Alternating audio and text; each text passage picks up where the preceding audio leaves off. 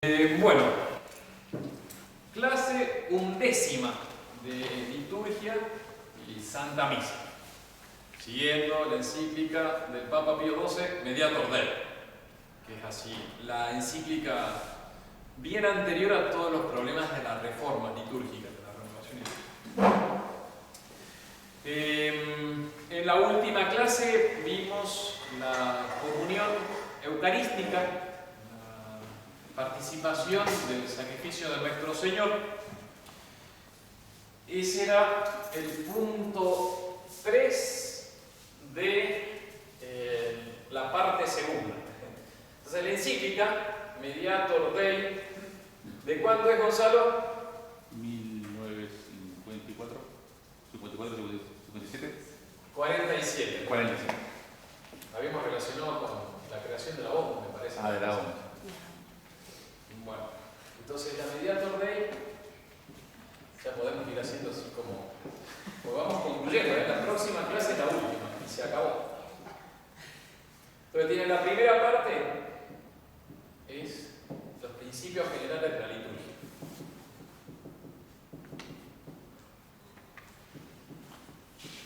Cuando uno habla de liturgia, ¿en qué virtud piensa? En la virtud de templanza, en la virtud de justicia, en la virtud de prudencia. Religión, muy bien. Y religión es de justicia. Entonces, principios generales. Es cuando veíamos qué es la definición de la liturgia, qué es la virtud de religión, que se acordarán, veíamos que hay un desarrollo. ¿O es estática la liturgia? Desarrollo. Hay un desarrollo. Esos son los principios generales. La segunda parte fue el sacrificio, es el sacrificio eucarístico.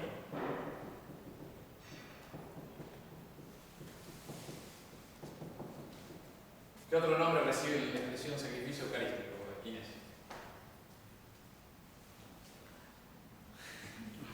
Está fácil. Bruno, ayuda. El sacrificio eucarístico también se llama Santa Misa. Entonces, el primer punto de esto fue la definición. Segundo punto fue la participación de los fieles. Y el tercer punto del sacrificio eucarístico es la comunión. Definición. Participación de los fieles, comunión. Hoy vamos a ver rapidito el cuarto punto, 1, 2, 3, 4, que es la adoración eucarística. Pero no me quiero detener mucho. Y comienza la tercera parte de la encíclica, que es mucho más corta, que es el oficio divino y el año litúrgico.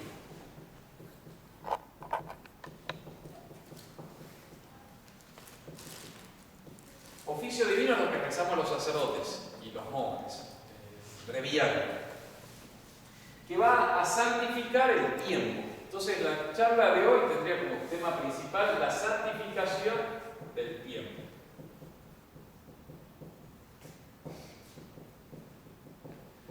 Bueno. Pero no quiero dejar pasar, está muy bueno, la adoración eucarística sí la vemos entera, la encíclica. Y la próxima charla, ya vemos así los últimos puntos. Y después hacemos una fiesta. De graduación. Yo quiero un diploma por las 2 clases que vine. Chicos, una 10ª parte de diploma.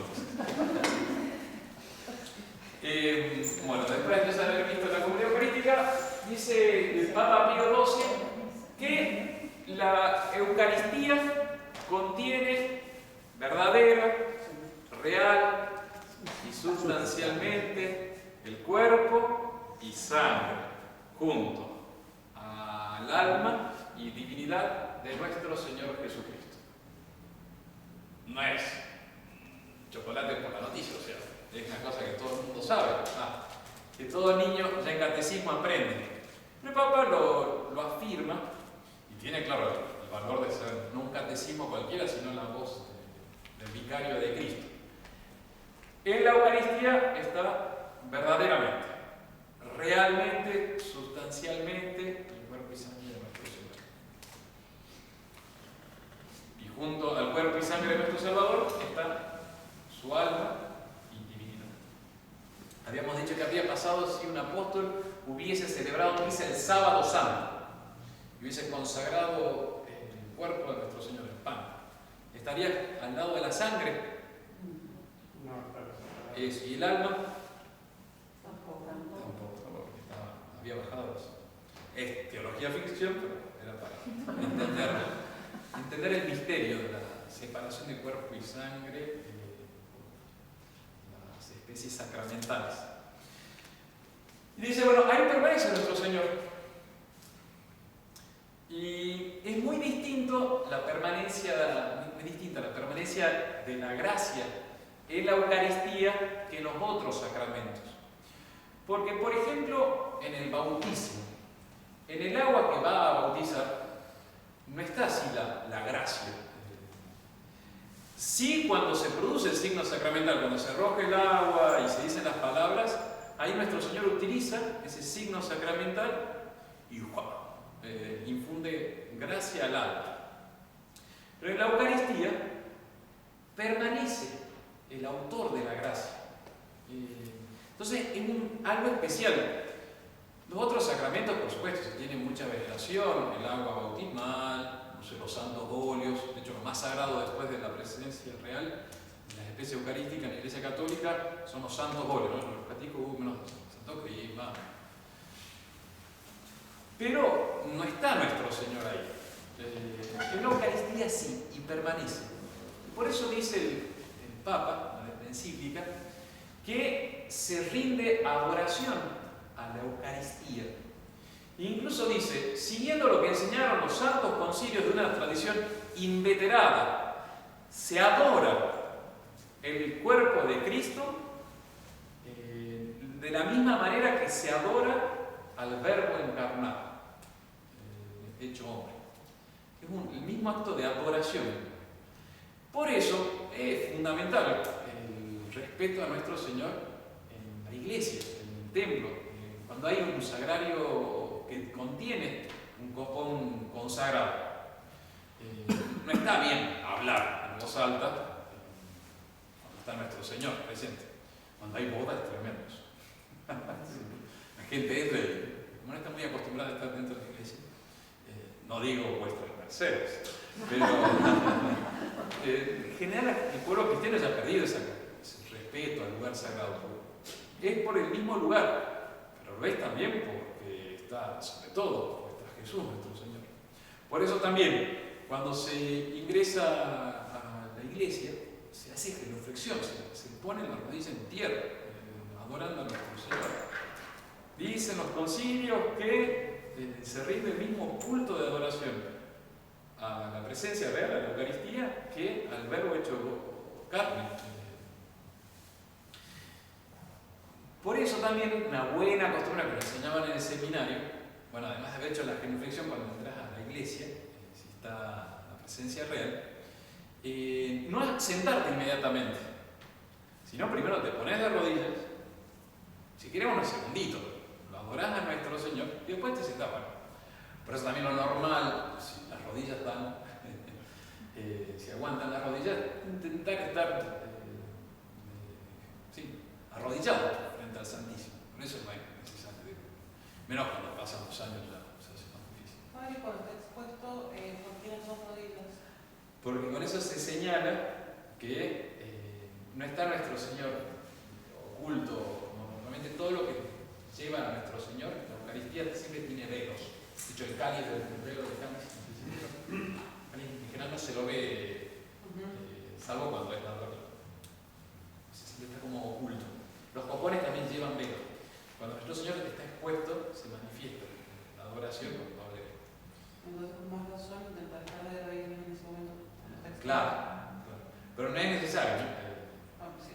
Pero es un poco la actitud que sale naturalmente de la rodilla. Bien. Los sagrados concilios enseñan como una tradición de la Iglesia que se remonta a los comienzos de su existencia, que se ha de venerar por una sola adoración al Verbo de Dios encarnado y a su propia carne. Es fortísimo eso. Y ahí, como hemos dicho en otras charlas, es lo espectacular de ser católico, que tenemos una tradición, no tenemos que inventar. Y eso viene, desde los comienzos de la Iglesia. Se adora a la Eucaristía como se adora al Verbo hecho carne, a nuestro Señor que estaba hace 2000 años en Palestina. Y San Agustín afirma, San Agustín, años 430, también viejísimo: nadie coma de esa carne sin que antes la haya adorado. Añadiendo que no solo no pecamos, dice, no solamente no pecamos adorándolo a la carne, adorándole, que es el culto propio a Dios, ¿no? La adoración. Entonces no solamente no pecamos si la adoramos, sino más, pecamos si no la adoramos. A San Agustín le gusta jugar con las palabras. Entonces no pecas adorándola, y si no la adoras, pecas. Pues tenés que adorar la carne que vas a comer. Increíble, ¿no? Las expresiones de los santos. Bien, y por eso se reserva a nuestro Señor en los sagrarios, porque es una permanencia de Cristo en la hostia consagrada. ¿Hasta cuándo está la presencia real de nuestro Señor en la hostia consagrada? Sofía, ¿cuánto tiempo permanece Cristo? 10 minutos. Se tiene como referencia cuando se disuelven las especies sacramentales. Por ejemplo, si pasase que un sacerdote está solo en una parroquia y bueno, fallece, quizás de manera improvisa no tiene tiempo a preparar el sagrario. Entonces quedan las hostias consagradas en el sagrario. Y ya no hay padre que va a venir, porque entonces es una misión que está en pleno medio de la selva. ¿Cuánto tiempo se queda nuestro Señor en ese copón? La manera de decir. Hasta que quizás por la misma humedad se empiezan a corromper las especies sacramentales y se putrifican, se pudren, y ahí ya desaparece la presencia real. Es como que la permanencia real de nuestro Señor está mientras están las especies sacramentales. Especies significan los accidentes, ¿no es cierto? Las apariencias del pan. Y por eso cuando uno come la hostia, por el proceso digestivo normal, se calcula 5 o 10 minutos en que verdaderamente está nuestro Señor en nuestro interior. Por eso no está bien salir corriendo. A veces, bueno, no queda otro, pero no es normal. Uno debería quedarse, terminada la misa, unos 5 minutitos más, porque a veces la misa había terminado muy rápido. Entonces, quedarse un ratito, bien mejor. Pero pasa porque no puedo verlo. Y bueno, ya ha aumentado el desarrollo del culto eucarístico, y por eso son las visitas al sagrario, las procesiones con Jesús Eucaristía, las exposiciones del Santísimo Sacramento, las 40 horas. ¿Saben qué es eso? 40 horas de alemán. No. Sí, eso sí lo he oído. 48, sí. 48, sí. 48, sí. Que ganó Torino ahí una vez, ¿no? Sí. En las 40 horas, la adoración que se hace justo antes del miércoles de ceniza en los tiempos de carnaval. Como en el carnaval la carne se va, la carne mala, o sea, pecados, es como tiempo de mucho pecado. Bueno, carnaval mundano, ¿no es cierto? Entonces la Iglesia en algunas regiones organizaba 40 horas de adoración, más o menos, bueno, lunes y martes, casi completo, en expiación de los pecados del carnaval. Acá llegamos a hacer y están todos de feriado, así que no hay bien. Gracias a Cristina, ¿no? Que puso un feriado de carnaval. Bueno, y también tiene una expresión muy bonita, no sé si... ¿Quién ha leído la encíclica? Parto, que sí, levante la mano. ¿Alguien? la han leído? Qué bien. Bueno, es larga, ¿no? Pero tiene partes muy bonitas. Qué Pasa. suerte que tenemos un escrito que sí.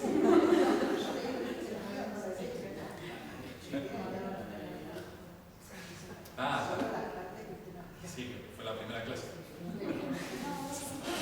Bueno, tiene una parte muy bonita cuando habla de que cómo nuestro Señor nos bendice a través de la Eucaristía.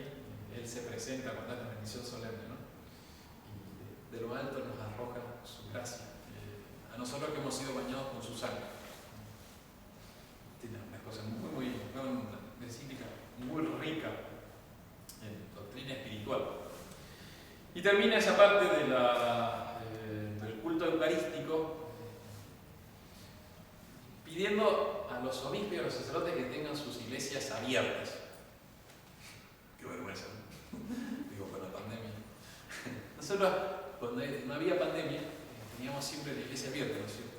Y se podía entrar hasta la primera parte. Había que empezar de nuevo, ¿no? ¿Siempre todo el tiempo? ¿Todo el tiempo? Sí, creo que cerraban después para la siesta, creo que se cerraba. Creo que quedaba siempre abierto. ¿Vieron esas rejas que están...? No, durante la hora. Estaban las rejas. Están las rejas, sí. Claro, si no, también la inseguridad. Claro, entonces se podía entrar hasta donde... Y debajo del coro estaban las rejas, entonces podías adorar a la reja. Bueno, ese es el último punto de la segunda parte, la adoración eucarística. Cristo permanece, por eso se lo adora. Esto, me tiento, yo siempre lo doy palo al protestantismo. Los protestantes no tienen la adoración eucarística, porque para ellos la presencia de nuestro Señor es solamente la celebración de la misa, bueno, de la cena del Señor, como llaman ellos. Entonces, todo este culto a la Eucaristía, de las procesiones, de las exposiciones, de tenerlo en el sagrario y adorarlo, es muy propio del espíritu católico contra los protestantes. Bueno, y pasamos a la tercera parte del oficio divino y el año litúrgico. En esto yo voy a decir cualquier cosa, pero son más divertidas las cualquier cosa que cuando ponemos muy espiritual. Es que el comienzo de la parte del año litúrgico es magnífica. Dice el Papa Pío XII: durante todo el año el sacrificio eucarístico y el oficio divino giran principalmente en torno a la persona de Jesucristo.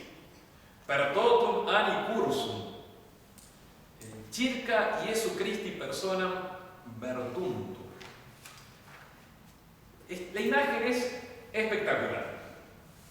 Está nuestro Señor, fijo, firme, y el culto, a través de la Santa Misa y del oficio divino, está dando vuelta alrededor de nuestro Señor. Y ahí nos introducimos al problema del tiempo y cómo la Iglesia, nuestra Santa Madre, Maestra, se ha preocupado de santificar el tiempo.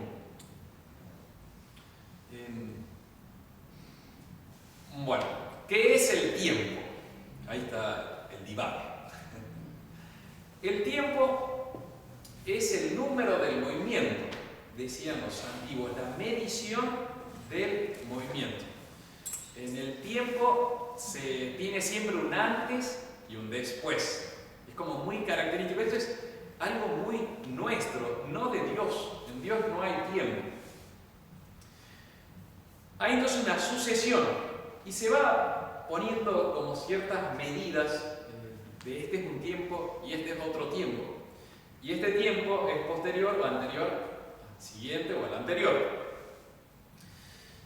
Ese movimiento, ¿cuál es principalmente el movimiento que va rigiendo nuestra existencia? Bien, eso es una característica. Me sorprendió. Vamos a ver la novena parte del diploma. Va subiendo. Es propio de las de los seres que tienen potencia y acto. Pero lo que va determinando el tiempo, decían los antiguos, es el movimiento de los astros. Y es así. Y ahí va, más divague todavía. ¿Se acuerdan de geografía? Que la Tierra está girando alrededor del Sol y tiene dos movimientos la Tierra en relación al Sol. El primero se llama el de Rotación. bien, claro. Rotación. Y el segundo, eso es impresionante, por eso que va al divague, es una cosa de locos. La Tierra gira sobre su propio eje, por eso están el día y la noche, más o menos una velocidad de 2000 kilómetros por hora. Yo la saqué de conclusión, o sea, no es dogma de fe, ¿eh? Pero por las 24 horas, ¿y cuánto es ¿cómo se diría?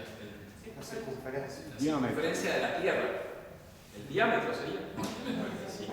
No, el Ecuador gira a esa. Eso, Ya el Ecuador. en la parte mía, ya se metió con mi ciencia. ¡Ah! ¡Buenísimo! ¿Cuánto es en el Ecuador?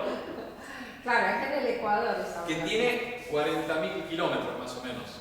Y son de radio 6.400 kilómetros de radio. 200. 6.400 de radio. Bien,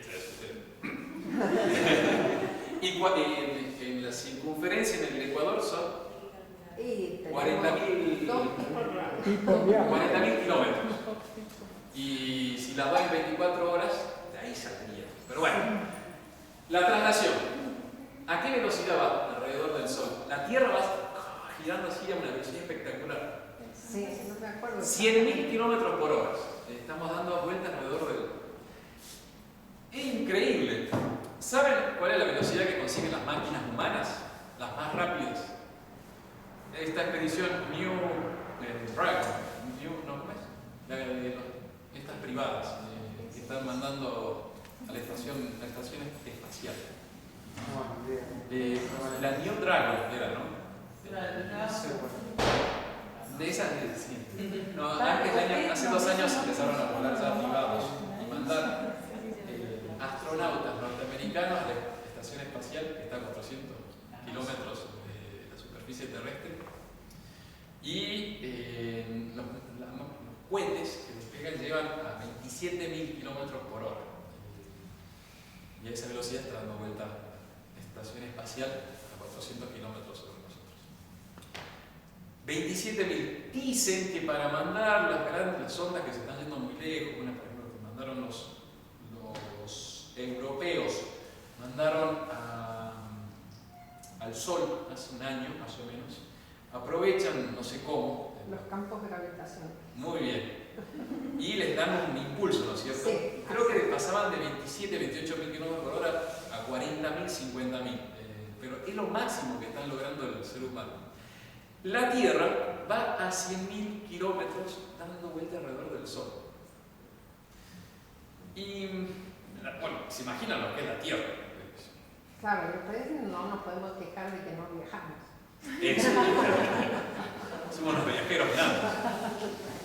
Y si no me equivoco, dicen que todo el sistema solar, es decir, los 8 planetas, el Júpiter. Sí, hay un 9 que lo están Bueno, eso. Con todos los asteroides que están metidos ahí, que estamos inmensos, no llegamos al 1% de la masa del Sol. O sea, vos juntas todo,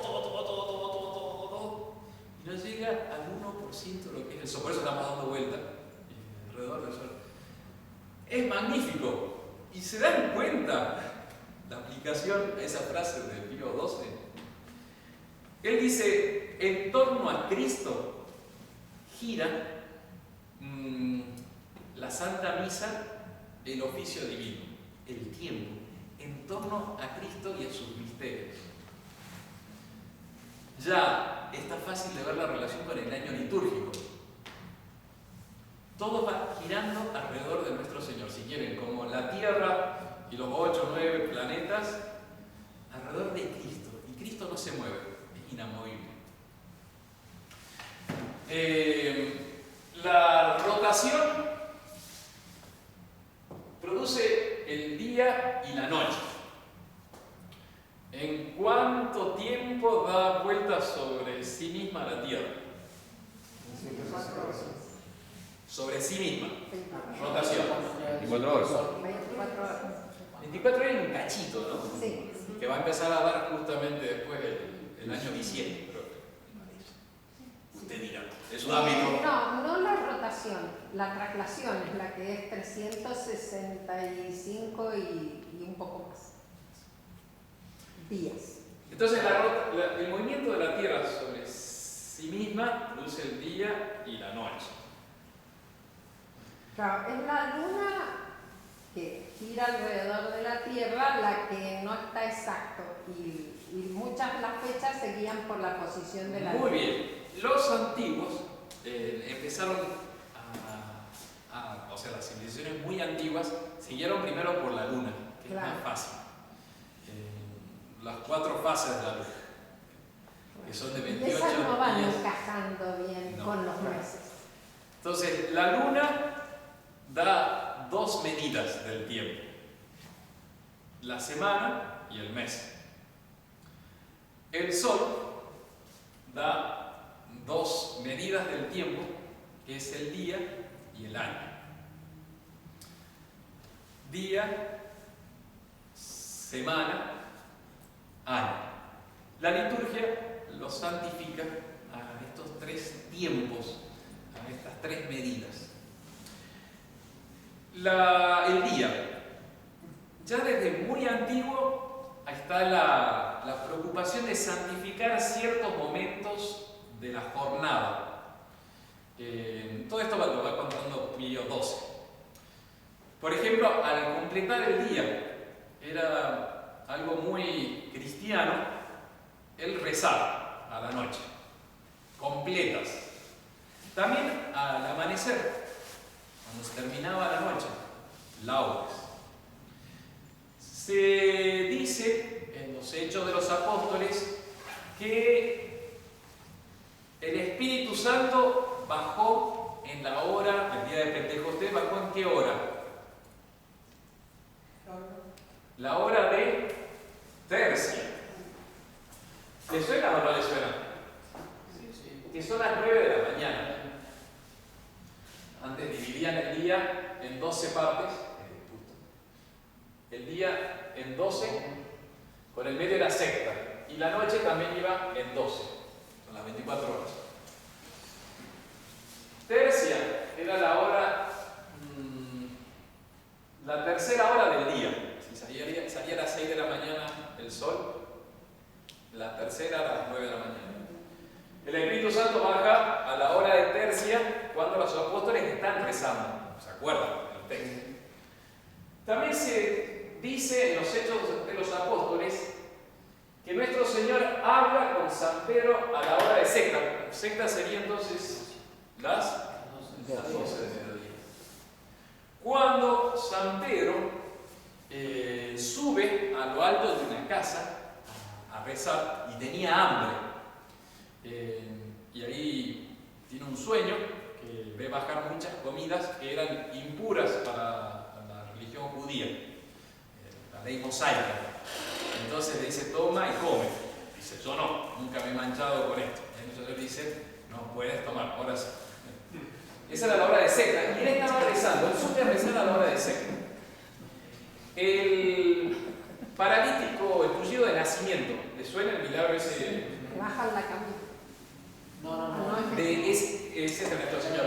Estoy también en los Hechos de los Apóstoles. Estamos hablando entonces de lo antiguo. Los Hechos de los Apóstoles. Cuando Pedro y Juan suben al templo de Jerusalén para rezar a la hora de nona. Nona son las 3 de la tarde, es decir, la hora de hacer la siesta, de hacer nona. Y es la que muere la Señor. Y ellos subían a las 3 de la tarde, a las 15 horas. Claro.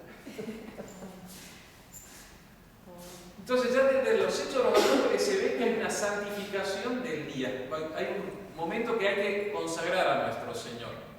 Nuestro Señor había dicho, rezad sin intermisiones, recen ustedes sin límite, o sea, constantemente estén rezando. Entonces la Iglesia lo concretiza con la santificación del día, en distintos momentos de oración. Eso se lo va a encargar a los consagrados en particular, a los sacerdotes y a los religiosos. Y ahí nace la noción del oficio divino.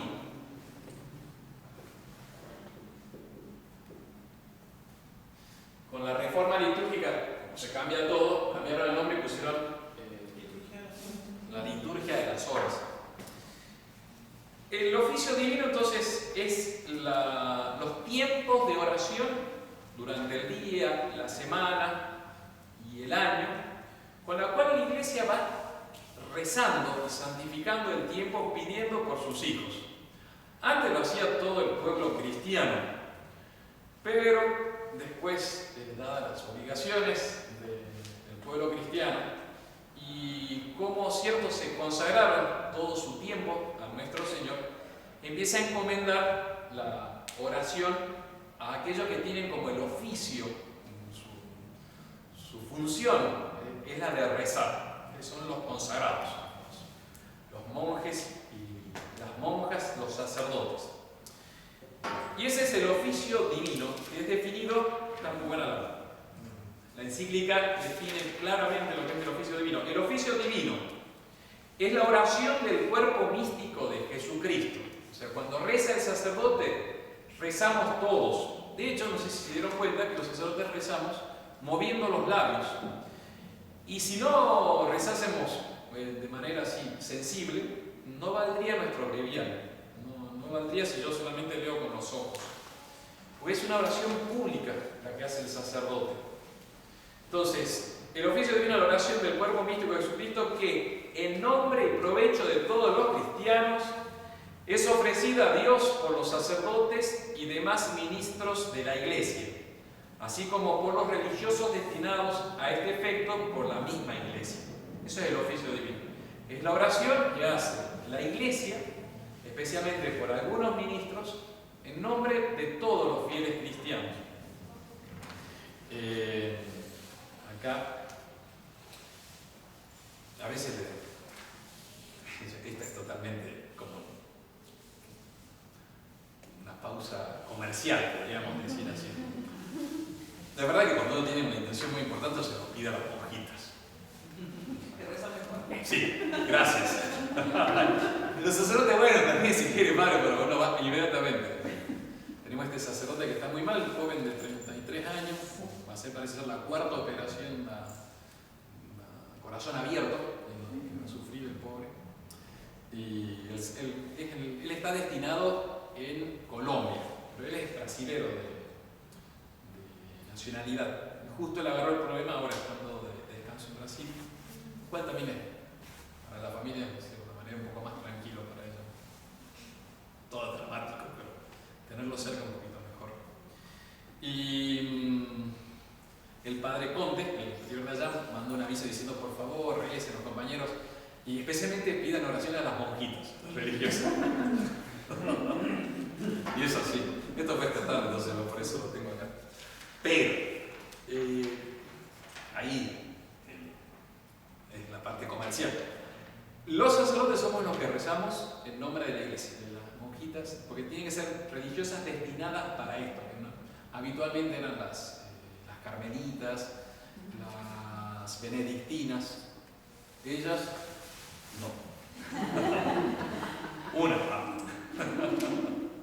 Rezamos en nombre de la Iglesia, sacerdote.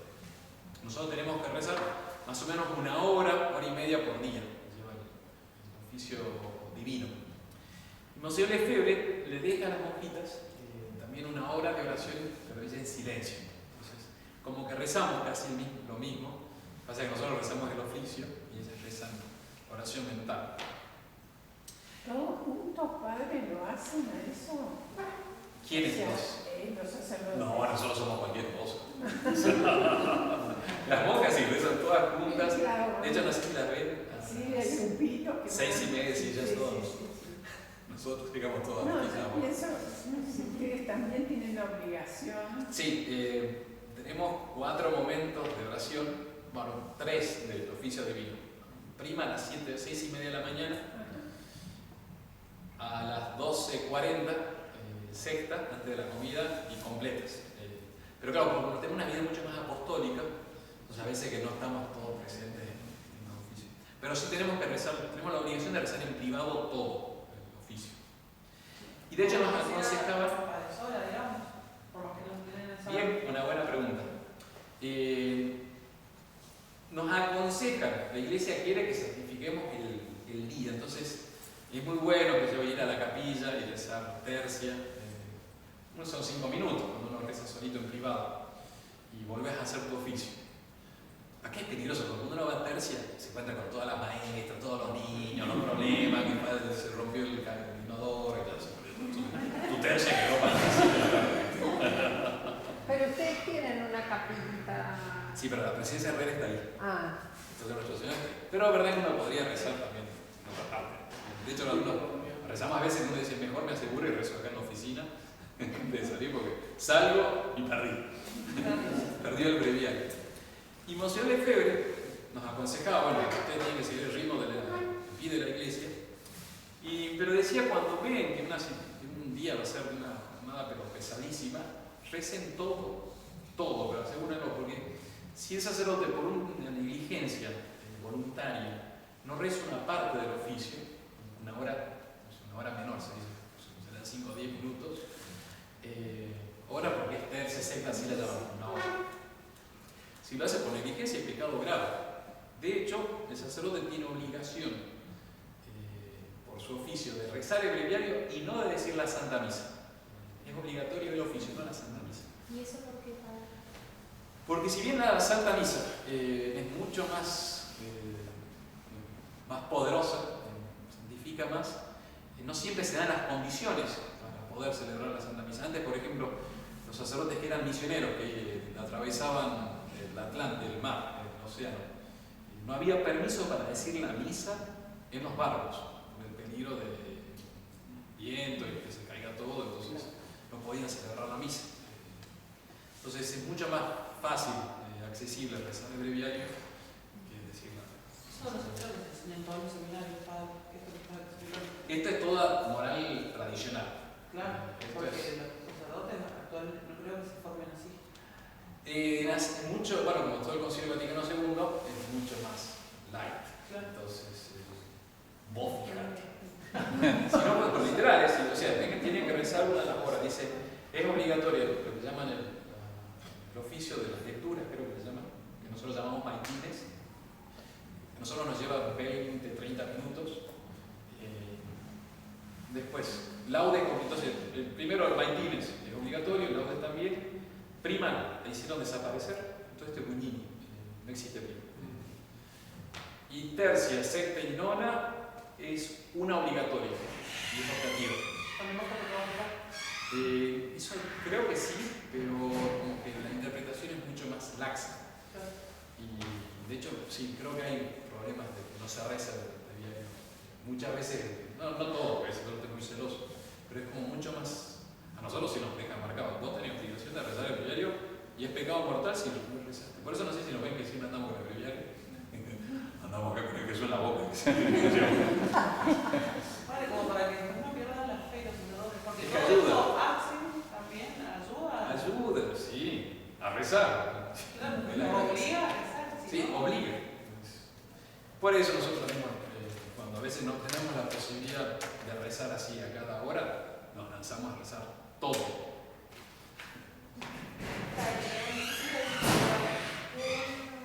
¿Cómo es el papel, digamos, de los laicos? Bueno, vamos a ver ahora. Gracias. Santificación del día, especialmente por el oficio divino. Ahora vamos a ver la santificación del domingo y de la semana, con las vísperas. Y ahora te explico cómo funciona ahí. Yo, antes de pasar a ese punto que es la santificación de... Ahí me quedó una duda, porque yo conozco muchos fieles, puede ser una virtud, ojo, no critico, pero hay muchos fieles que yo conozco que se dedican a leer, o sea, se levantan a tal horario y se leen. No me parece mal. Ajá, ¿cómo lo ve usted? No me parece No mal. está mal. Bien. Nada más lo que... Como el breviario. Nosotros llamamos breviario. ¿Saben dónde viene la palabra? Del libro que era chiquito. Tengo un papel muy trucho. Es un papel de... ¿Una servilleta? Yo tengo Sí, yo tengo acá. esto. Ahí está. Pañuelos. ¿Me podés borrar? Sí. No traje otro, pero... ¿Todo? Sí, todo.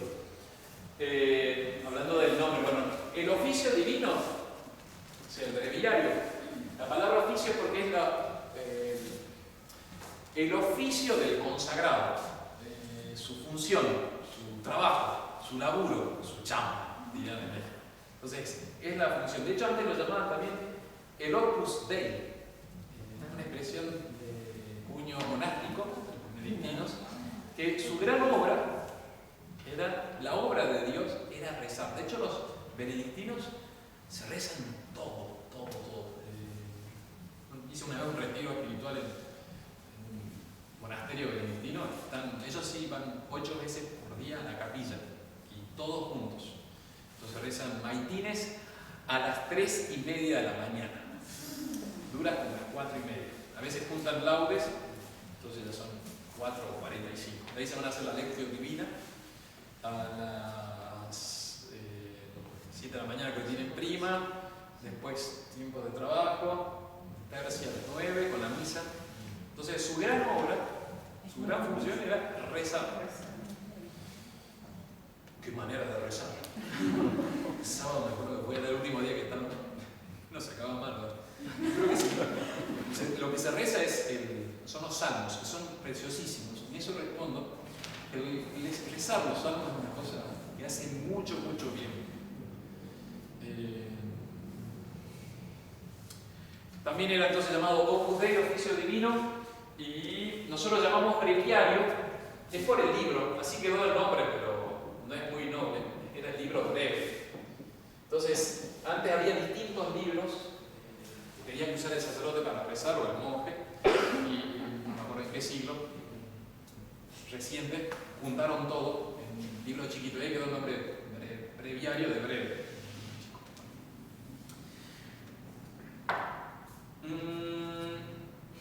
La santificación de la semana lo introduce el Papa con las vísperas del domingo.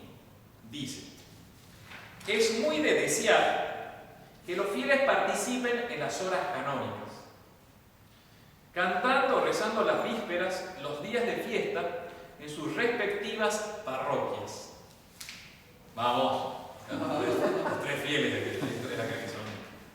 Incluso los padres no están y están rezando vísperas. Roberto. ¿Qué hace un laico, por ejemplo, cuando se une a la oración de vísperas que rezan los consagrados? Su voz se suma a la voz de la iglesia. Entonces, tiene que mejorar. Delia va bien. Entonces, se suma a la voz de la iglesia. Se ponen a adorar al Cordero que ha sido inmolado, junto a los coros celestiales y a todo el cuerpo místico de la iglesia. ¿Qué pasa si un laico solo reza el breviario? ¿Es la voz de la iglesia? No. Es su voz, que lo hace intentando, uniéndose a nuestro Señor, pero no tiene ese carácter de oficial, de voz oficial de la iglesia, porque es la iglesia que se le encomienda a algunos, que se une a esos que están cantando, se une a la voz de la iglesia.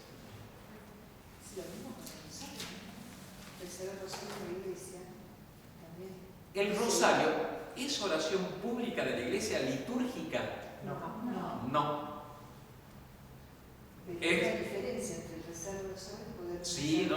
Sí, sí, porque donde dos o más están unidos en mi nombre, allí estoy yo. Bueno, sí, entonces vamos a hablar de carácter así, santificador del domingo, que se ha perdido lamentablemente. A veces. Se ha perdido en el pueblo cristiano. A veces, yo no sé si se han confesado conmigo, pero yo soy ya como los que se confiesan a menudo. No hay mucho para decir, porque está bien, todos nos confesamos a menudo, pero yo siempre hago una pregunta. Va a misa todos los domingos y es como medio automático, reza todos los días. Si pienso que sí, se confiesa a menudo. ¿Va a misa todos los domingos? ¿Reza todos los días? Sí, ok. 3 Ave María, siguiente. Y la pregunta, ¿por qué va a misa todos los domingos? Porque lamentablemente se está perdiendo el respeto y el carácter sagrado del día del Señor. Y eso significa un retroceso inmenso en la religión, el no saber que hay un día de Dios. Y más de una vez me dio una sorpresa, porque quizás tal fiel sí, va a tener vergüenza de confesar tal o cual pecado, que quizás es un poco más vergonzoso, pero no se da cuenta que fui a misa el domingo. Entonces dice, no fuiste a misa el domingo, entonces lo reto por eso, por lo otro vergonzoso, ya está. Y le reto por eso principalmente. Muy loco, padre, perdón, pero ¿cómo que hasta? Pero se va perdiendo, no se imagina. Es lo que primero aprendemos cuando somos chiquititos. Sí, pero eso sí. O van a misa los sábados. Y por eso yo lo estoy insistiendo. Bueno, pero por ejemplo, hay cosas que yo lo aprendí también de grande. Por ejemplo, que uno tiene que tratar de no ir al supermercado porque está prohibido trabajar en un trabajo que no sea más de 3 horas. Bien. Entonces, si uno va al supermercado y hace la gran compra el domingo, está obligado a trabajar ahí. Entonces, eso tiene que ver con... Sí. No es pecado ir a misa. Claro. Perdón, a misa no es pecado ir a ayuno al domingo. Pero se entiende lo que. Si no, ya a un nivel de no. Sí, que No. Yo con que vengan a misa el domingo ya está. Si quieren ir a ayuno el domingo, está ayuno. Venía a misa el domingo. ¿Qué pasa ahí? Te voy a la misa de la... Bueno, ¿cómo se organiza el domingo en tiempos cristianos? ¿Cómo lo hacía antiguamente? Yo lo voy a decir, y lo que está señalado en la encíclica. Evidente, la misa. No se hacen trabajos serviles. No se trabaja. Ahí vamos. Se va a vísperas y además se participa del curso de formación de doctrina. Ese era el domingo. En la época de San Pío X era cómo se organizaba la vida parroquial el domingo. Entonces la misa es lo primero, no a la tarde. Hay un poco de presión actualmente para que pongamos la misa a la tarde. Y es verdad que nosotros lo estamos pensando porque... Todos los borrachos del sábado tienen... Guarda peso, Las dormilonas. Es cierto.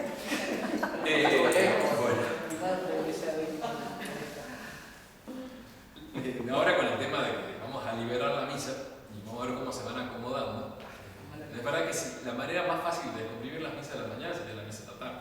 Sí. Pero no, nos mantenemos todavía firmes. Pero es mejor. Sí, no, es que una misa de es lo principal.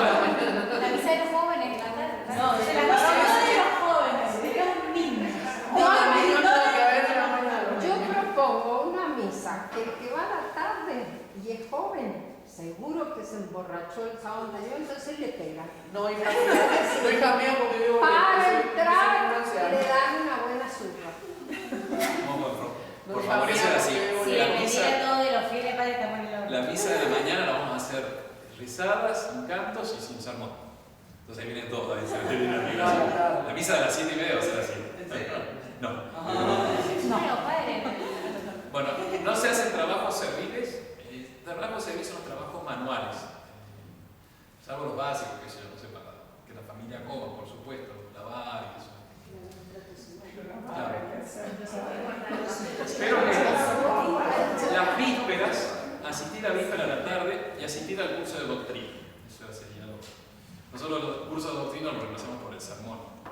Pero no es lo mismo en principio. No es lo mismo. Y dice Pío XII, Obsérvense inviolablemente los días festivos, que de modo especial ha de ser consagrados a Dios, sobre todo el domingo. Y obsérvense inviolablemente los días festivos. Como bien decía, eso es fundamental en una familia cristiana, católica, dejar muy marcado el domingo es el día del Señor. Entonces, hasta la manera de venir vestido, uno va marcando la importancia que tiene el día principal. También en las familias, de ese día, comer más rico si se puede, algún regalito. En mi casa ese día no se hacía la cama. Todo el resto sí, Lindo regalo para él. ¿Cómo? Ustedes eran malos. Yo ya ni miro las piezas. Se las cierro las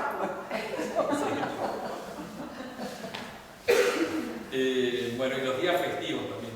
Y dice Pío XII: ¿cómo pues no temen la muerte espiritual los cristianos que en los días festivos se dedican a obras serviles, y los que durante ese descanso no se dan a la piedad y religión, sino que se entregan inmoderadamente a los atractivos del siglo? Hay que dedicar los domingos y demás días festivos a las cosas divinas, con las cuales se honra a Dios y se procura el alma manjar celestial. Y después de haber señalado entonces la importancia de santificar la semana por el domingo, habla del año litúrgico, como todo el año está dando vuelta alrededor del sol. El movimiento de traslación espiritual va a ser alrededor de nuestro Señor Jesucristo. De ahí que nuestro Señor se lo representa, como su símbolo, su imagen, es el sol. Sol de justicia, se habla de nuestro Señor. Esta es una frase que dice: el mundo gira mientras la cruz permanece. Bien, va por ahí, y es de nuestro Señor, es el que permanece. Estamos todos dando vueltas, 100.000 kilómetros por hora. Y eso es el año litúrgico. El año litúrgico va a ser recordar todos los misterios de nuestro Salvador alrededor del año. Tiene dos misterios principales, los dos grandes, así como verdades de nuestro Señor Jesucristo, o sea, del Verbo de Dios que vino a la tierra. ¿Cuáles son las dos grandes verdades en relación a Cristo?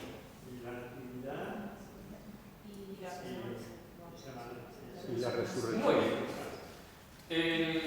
Los dogmas principales de Jesús, hay que creer para salvarse, son su encarnación, que va a ser la Navidad, ¿no es cierto? Y la redención, es decir, su muerte para darnos vida, que incluye ciertamente, concluye con su resurrección. La redención es la Pascua. O sea, su muerte y resurrección. San Pablo lo dice en el capítulo 10 de Romanos. El que confiesa que Jesús es el Señor. Es la encarnación, lo explica Santo Tomás. Hay una frase anterior justo. Es lo que ando estudiando en estos días, por eso me sale de corazón. Y que confiesa de que resucitó de entre los muertos. Son los dos misterios. Resucita de muerte. Ese no lo he salvado. Entonces son los dos momentos principales del año litúrgico: la Navidad y la Pascua. Son los dos ejes principales del año litúrgico. La Navidad el 25 de diciembre y la Pascua el domingo más cercano a la luna llena del tercer mes de Nisan. Claro, eso lo que Resumido, ¿no? Hay todas unas disquisiciones que yo no sé de astronomía, por lo cual se va determinando el año, la Pascua cristiana, pero va más o menos por ahí, el tercer mes. Que antes era el primero de Nisan, era así se llamaba en el Antiguo Testamento, Nisan, como el auto. Bien. Cada fiesta, cada eje, Navidad tiene un momento principal, Navidad, una permanencia en ese momento principal y después decae.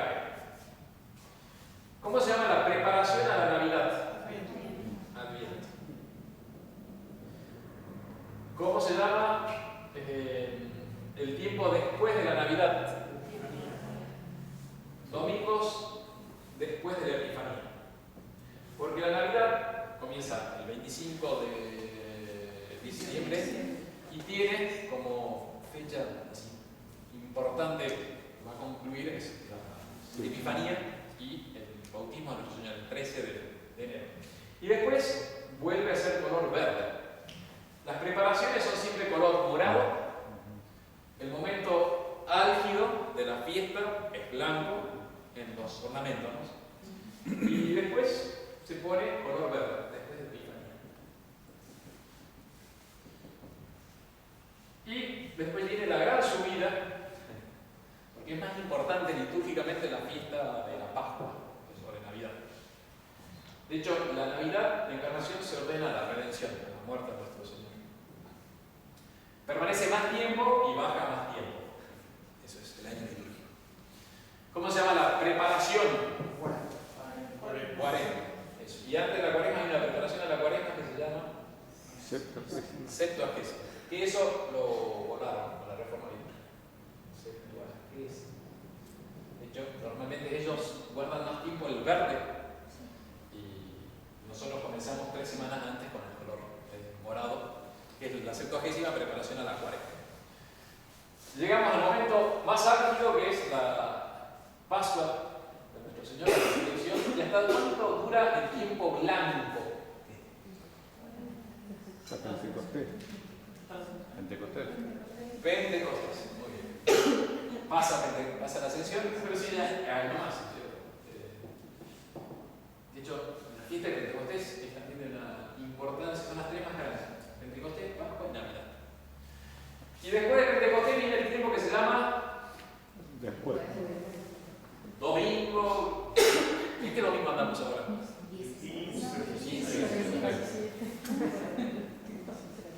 Bueno, todo esto se va renovando año a año y dice Pío XII que esta renovación y recuerdo de los misterios de nuestro Señor no son un recuerdo frío, así que no, como diciendo, como un acto de la escuela.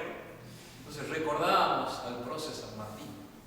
Dice, no es un recuerdo frío, hay un misterio que se está gestando cuando se celebran los misterios de nuestro Señor. O sea, cuando recordamos los pasos de su vida, Él renueva en nosotros las gracias que consiguió en su muerte, en su Navidad. Por eso cuando en Navidad se pide la gracia de una infancia espiritual, tener un corazón limpio, puro, cándido, infantil, alegre, como un niño. Uno vuelve a nacer. Y en la muerte de nuestro Señor, cuando es todo el tiempo de la Cuaresma, por ejemplo, es el combate espiritual. Luchar contra lo que no es nuestro Señor. Llega la Pascua y es ese volver a esa vida nueva en Cristo. ¿Pero el Antiguo Testamento es un tiempo penitencial? Sí, pero no hay tiempo. Te digo ahora para la clase. No, por eso no sé rápido. Sí, pero sí, tiene razón. Es una preparación, representa los 40 siglos antes de la encarnación del Hijo de Dios. O sea, desde que es creado Adán y Eva, se calcula 40 siglos, ¿no? 4.000 años, 5.000 según el calendario griego. Recuerda ese tiempo de esperar al Salvador. Entonces, de llorar y lamentar. María, la penitencia en el Adviento, en la Cuaresma. Termino, porque ya está buenísimo. Dice: el año litúrgico, dice Pío XII, no es una representación fría e inerte de hechos que pertenecen a siglos pasados. Es más bien Cristo que persevera en el año, en su iglesia, con el fin de que las almas se pongan en contacto con sus misterios, que son fuentes de vida divina. Bueno, terminamos acá. Próxima clase no va a ser el próximo viernes, porque esos colchones van a ser usados por los seminaristas. No hay un lío, misa cantada, todo lo máximo, digamos.